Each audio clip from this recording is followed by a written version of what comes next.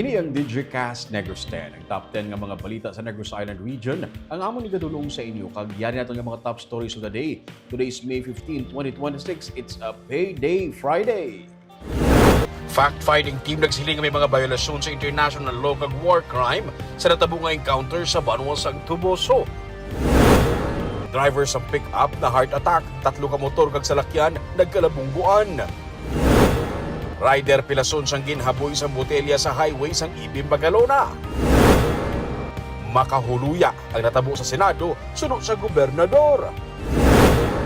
Kag sa good vibes, mga bagay nga dapat mahibaluan sa mga luyag mag-shift sa solar ang istoryahan sa tripping ni Romain kag mangunguma nga nagprenda sang duta para mapang tuition sang kabataan na buligan nga magkawad ang duta sa RU. Agreeable, inatanan sa Digicast Negros X.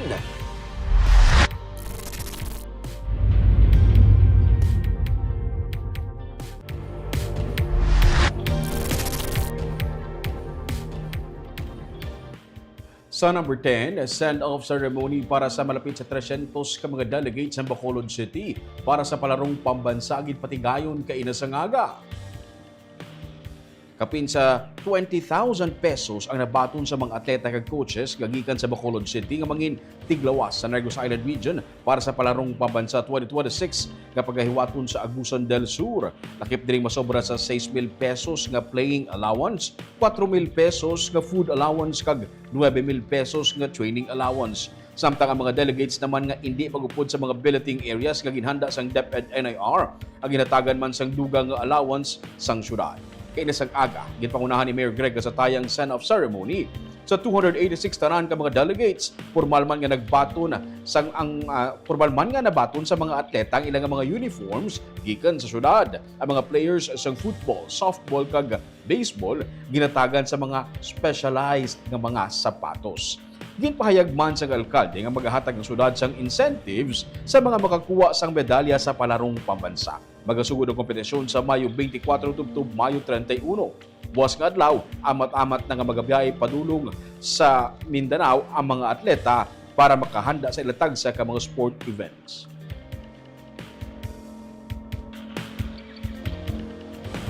Ang result sini ang atong ginatrabaho is that one day may coming from Bacolod will represent the country sa Olympics, no. That's why nga ang ilang paglantaw nami kay dako ang assistance, dako ang allowance, may mga uniform na ginahatag, but that is only part of a good sports program naton diri sa syudad sa Bacolod.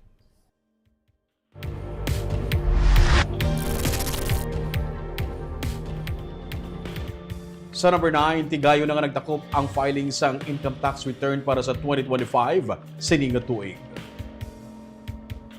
Kay Inasangaga nangin matawhay ang filing sang ITR sang mga taxpayers sa taratapan mismo sa Bureau of Internal Revenue sa tong Abril 13 tubtob 17 nakita nila ang pagsaka sa filing sang ITR.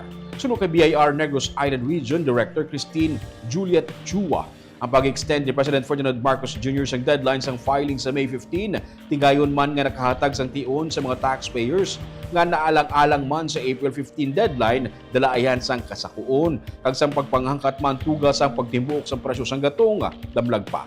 Ilang ginduso ang kampanya sa pag-file sang ITR sang temprano para malikawan ang anuman nga multa kag madugangan ang balayran ing kaso nga maglapaw na sa deadline.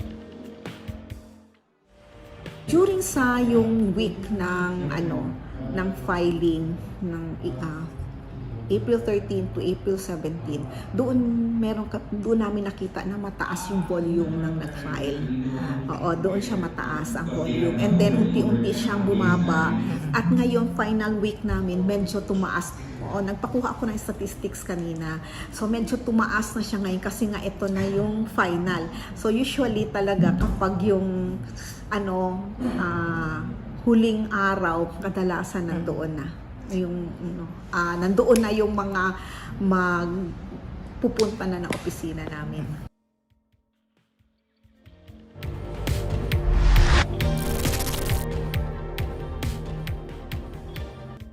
Sa number 8, ang pagkakasang excise tax sa kuryente, pati na sa tubig, ang isa sa mga gintalakay sa ginpatigayon nga ika-35 nga Visayas Area Business Conference diri sa Bacolod City. Ma-report sa Richard Caballero. Nagapadayon ng ika-35 nga Visayas Area Business Conference sang Philippine Chamber of Commerce and Industry sa El Fisher Hotel sa Bacolod City. Ini ang ginpangunahan sang Metro Bacolod Chamber of Commerce and Industry. Masobra sa 200 ka mga business tycoons kag micro small medium enterprises o kon MSMEs gikan sa nagkalain-lain nga bahin sa Visayas ang nagtambong sa sini nga conference. 5 ka business conference ang natalana nga patagayunon sa PCCI sa pungsod sa sini nga tuig, kag ang conference sa Bacolod City ang pinakauna. Sa masunod nga bulan, isa naman ka business conference ang patagayunon sa North Luzon. Tuyo sini nga matipon ang tanan nga mga concerns kag suwestyon sa business sectors na hanungod sa mga problema nga ginaatubang sa mga negosyante, ilabi na sa agriculture kag sugar industries. Paagi sini, magadiyon sang isa ka resolusyon ang PCCI nga ihatag sa talatapan ni Presidente Ferdinand Marcos Jr. Visayas Area Business Conference will be more interactive.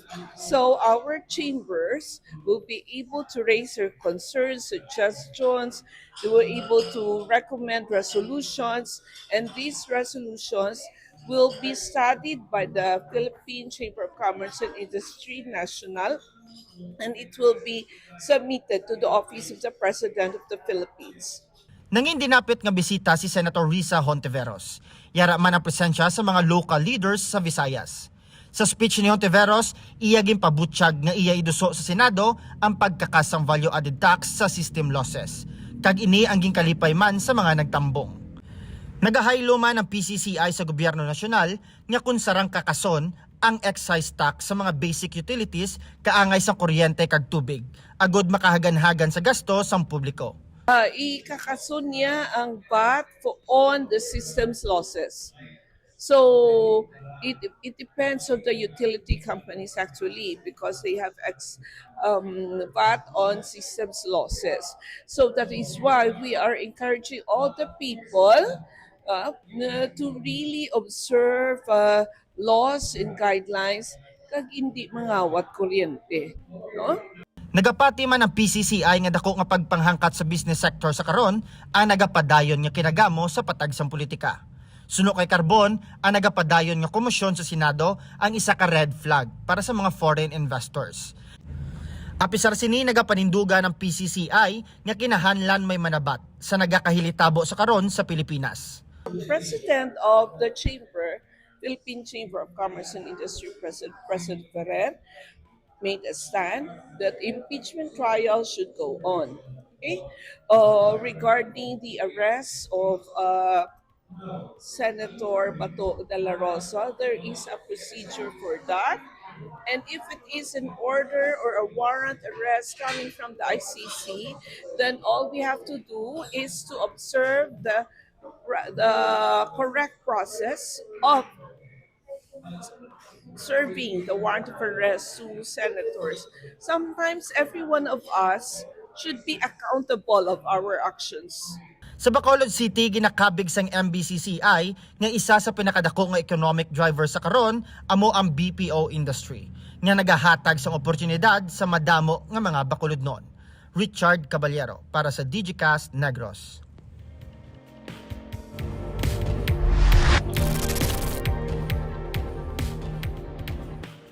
Sa number 7, isa pagid ka warehouse sang illegal nga mga sigarilyo ang nadiskubrihan sa Baguio City. Nadiskubrihan sa otoridad ang bago na naman na ginaligar illegal cigarette manufacturing operation sa Purok Pulang Duta, Barangay Lagasan sa Baguio City, Martes nga adlaw. Pila ka raw materials kag packaging supplies nga ginagamit sa paghimo kag pagputo sa sigarilyo ang na-recover. Magluwas sini. May nakuha man nga isa pagid ka pick-up kag isa ka truck o kon ka wing van nga truck sa among lugar. Ginakupan ng caretaker sa warehouse nga si alias Joe, 29 anyos, nga taga Barangay Villamonte sa Bacolod City. Samtang at large ang tag-iya sa warehouse nga gikilala kay alias Ber, taga Bacolod kag ang warehouse operations manager nga si alias Ab, taga Bago. Ang operation, ginpatigayon sa Philippine National Police kag Baguio City Permit and Licensing Office, May kaangtanan sa nagapadayon nga investigasyon sa una na sadto nga nadiskubrihan nga machine manufacturing warehouse sa Purok Rosas, Barangay Kalumanggan sa Bago City sadtong Abril 21.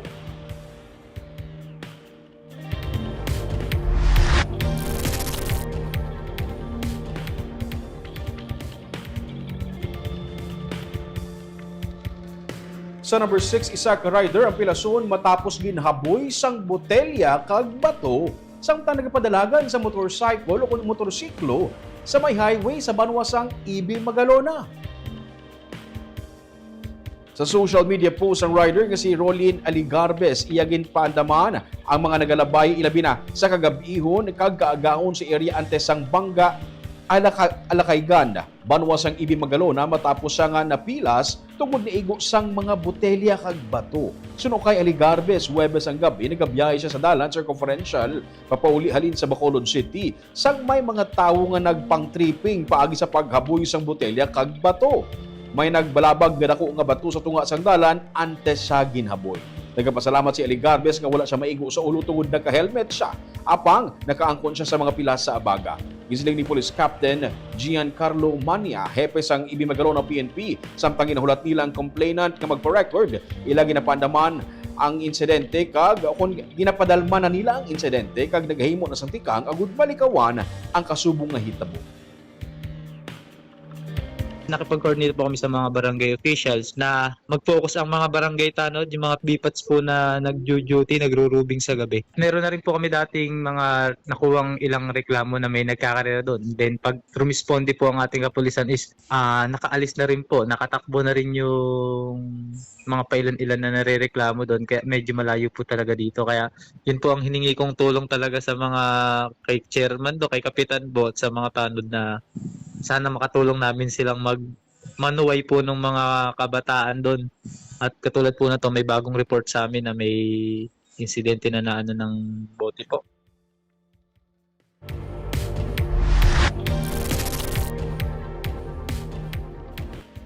Sa number 5, isa ka driver ang gin-heart attack samtang naga-drive sang isa ka pick-up. Nabungguan niyang tatlo tanan ka mga motorsiklo, isa ka salakyan kag pader sang isa ka balay sa Silay City.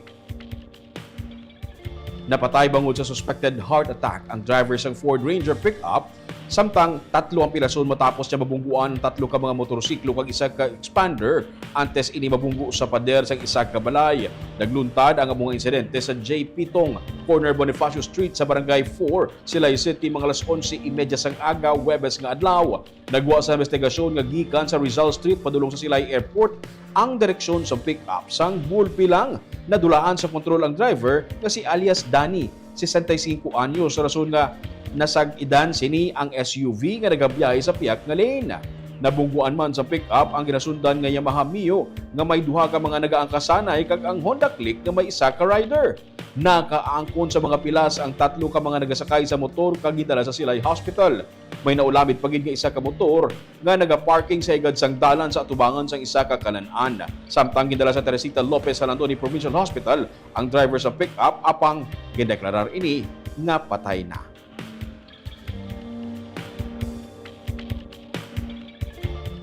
Ano to reason sa accident, sir? Bali, heart attack, ma'am. Kainit sa panahon, auto adlaw to eh. Bali, dito na rebel ang driver ng Ford Ranger, tapos yung tatlo na hospital. Ang na-side swipe niya naman na expander, wala man niya problema. Ang motor lang niya nga nasuso kay ano mo natumba dayon. Ang vehicle 5 amo na ang nakapark, way na siya karga.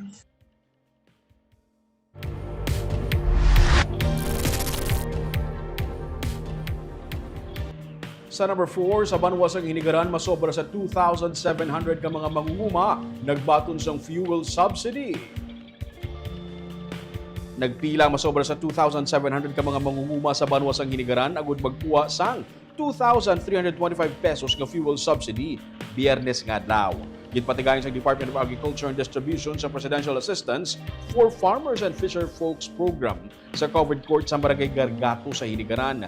Base sa records ng Banwa, yara sa 2,762 ka mga farmer beneficiaries halin sa 24 ka mga barangay sa Hinigaran. Kalabanan sa mga nakabaton sa mga nakabaton nga mga mangunguma gikan sa Barangay Kalapi, Bagaas, Himaya, Anahaw, Kamalubalo, Kandumaraw, Patikwi, kag Tugis. Ang among programa kabahin sang 10 billion pesos nga pondo para sa mga registered agricultural workers bilang ayuda sa nagasaka nga presyo sa mga balaklon kag sa nagapadayon nga krisis bangod sa giyera sa Middle East.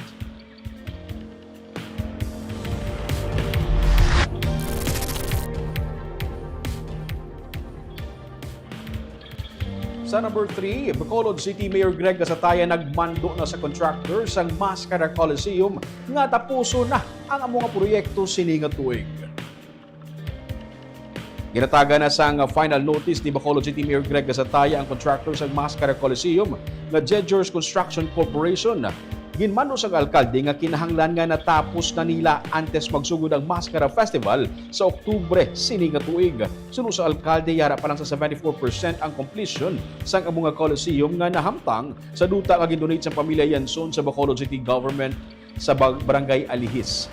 Damlag pa, ginbisitahan ini sa mga tiglawas ang Philippine Sports Commission.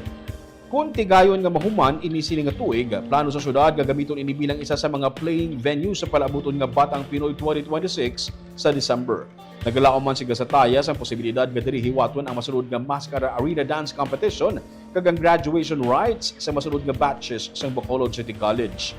Madumduman nga masobra sa 800 milyones pesos ang ginpain nga pondo sa syudad para sa among nga pasilidad. Niyara ini sang 12,000 nga seating capacity.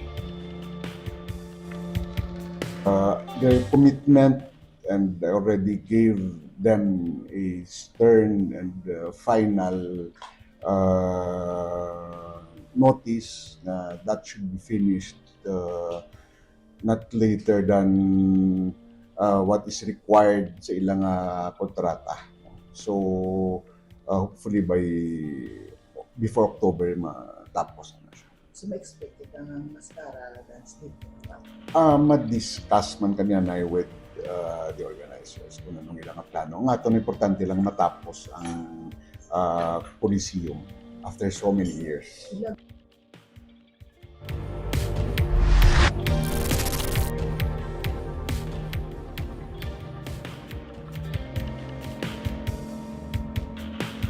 Sa number 2, embarrassing kung makahuluya ang natabo nga shooting incident sa sulod mismo sang Senado sa itong Miyerkules ang gabi sunod sa kay Governor Eugenio Jose Lacson.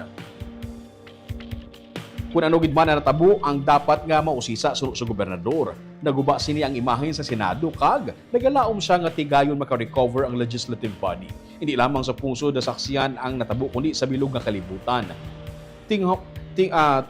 Tingwaan sang Senate leadership sunod sa iya nga hindi matabo liwat ini kag tigayon na sila makabalik liwat sa trabaho. Tigayon na nga na-transmit sang lower house sa Senado ang articles of impeachment kag sunod sa gobernador ang mga Pilipino magabantay sa mangin masunod nga mga tikang.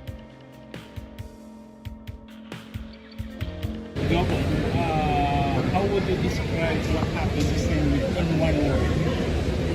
Embarrassing. Based on that happened last night, what's your message to the migrants and the whole Filipino people? That is well. Right now, we just hope that Senate will still be able to function, especially now that the impeachment documents, I think, were forwarded already from the Senate. So I think the Filipinos will be watching what the next move of the Senate will be. Again, I said it's an incident that should never happen in any part in the country.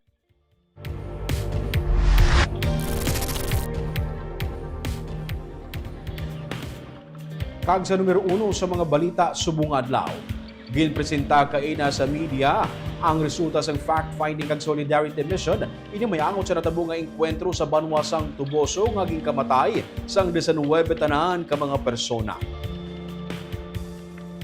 Masobra sa isa kagatos ka mga human rights workers, makabayan lawmakers, church workers kag activists suno sa grupo ang nagupod sa mga fact-finding and solidarity mission sa sitio Sinugmawan kag sitio Laringding sa barangay Salamangka sa Tuboso sadtong Mayo 14. Isa sa ginsiling ni Attorney Sol Tuale sang karapatan ang mga mayara sang mataas nga probability nga natamper ang crime scene kag mayara sang planting of evidence. Gani mayara sang serious doubts sa pagpatuman kag mismo sa integrity sang soko kag military investigation.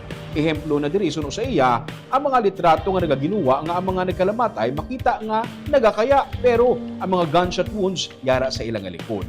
May mga residente nga nagtestify suno sa ila nga kilala nila ang anom sa 19 nga mga napatay kag ini sila mga sibilyan nga nagalakip sanday Alisa, Errol, RJ, Kai, Lyle kag Mau. Suno sa kay Attorney Cristina Conte sang NUPL, may mga pagsulundan sa idalom sang lahi sa Pilipinas sa idalom sang international humanitarian law nga ginlapas kung basihan ang ginpatigayon nga fact-finding mission. Isa diri ang paglakip sa pagkapatay sa mga sibilyan. Ang iban sa napatay hindi bangod sang igo sang bala. Kung nag-bleed tubtob nga mapatay. May mga hangaway sang NPA nga bisan wala na sang armas ginaligar patay pagit.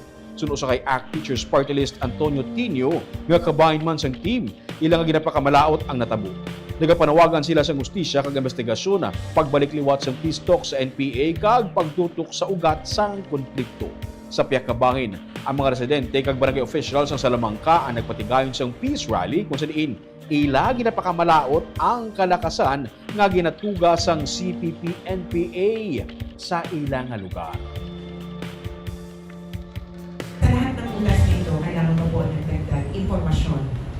Hirap din kami at inaabangan namin ang report ng pulis, ng military patungkol dito. Isang buwan na, pero wala pa rin po na ilalabas. Kaya asahan niyo po na patuloy po kaming tutulong sa mga biktima ng Tuboso 19, pati na rin ng mga nasa komunidad para po makahanap ng katarungan sa kaso. Unang-una na doon yung pagpatay sa mga sibilyan na patibay po yung sinasabi na may mga sibilyan po talaga na kasama sa biktima ngunit kasama sila sa mga napatay.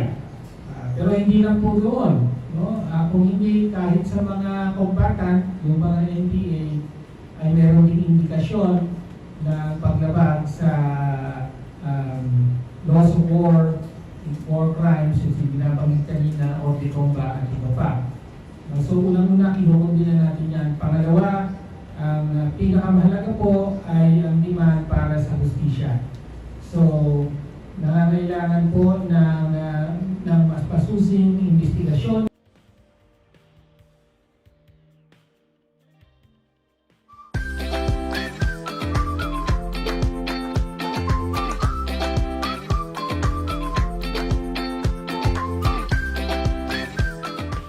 Kagyari ang papabalo namon sa inyo nga pang pag-good vibes sini nga weekend. Nagapaminsan ka bala nga mag-shift ka man sa solar power. Kadamo na karon sa nagasilo sa solar power. Pero isa ka renewable energy expert ang ato na sumilanon. Kag may mga abiso siya. May mga dapat kuno nga i-take into consideration antes ka mag-desisyon. Dapat ba o kung matuod yun man bala nga may dapat nga magkuha ka pa sang permit sa OBO antes ka mag-solar. Pila ka mga palamangkutanon nga nagatuhaw sa karon sa pag-uso sa solar power ang iya pag-asabto nila buwas atong talakayon sa isa naman ka episode sang tripping ni Romig. Kag isa ka pamilya sa mangunguma ang napilitan nga magprenda sang ilang nga ginataliong mga duta bangod para sa edukasyon sa ilang mga kabataan. Gusto na karon sa mag-asawa nga magawad ang ini nga para magamit manila kag matamnan liwat sang mga organic na produkto. Tigayon bala sa anabuligan ni Aryu sa iya nga problema. Ato ni nabuwas hibaluon kung ato ni hibaluon sa Sunday sa Are You Agreeable? Check attendance naman ta na isa itong live viewer subong hapon si Ma'am Jubea Yap Janala. Maayong hapon si Ruming Subaldo ng Digicast Negros watching from Baguio City. Si Ma'am Chona Evangelista Caredo maayong hapon Digicast Negros watching live from Singapore. Ato ning mga suki kiniya kada hapon si Ma'am Gloria Bantigue. Good afternoon Digicast NIR kag sa Ruming watching from Pulupandan. Happy weekend everyone. Si Marieta Miniada. Good afternoon Digicast Negros. Si Ma'am Jocelyn Luquero. Good afternoon Digicast team. Happy weekend sa tanan. Si George Garcia watching from Hilis, Inayawan, Kawayan. Maayong hapon dira sa inyo sir. Si Romel Mahilom Galio, maayong hapon Digicast Negros, maayong hapon man sa inyo. Si Ma'am Maricon Gamboa Hayashi, good evening sa Ruming Digicast Negros watching from Japan. Si Maria Fe Panaga Baredo, maayong hapon Digicast Negros kag sa Ruming watching live from Parañaque City. Shout out sa mga taga Sagay City, hambal ni Ma'am. Kagamuyan itong top 10 ng mga balita sa Negros Island Region subong adlaw. Tubtob sa Lunes, ako si Romeo Subaldo kag have a safe weekend.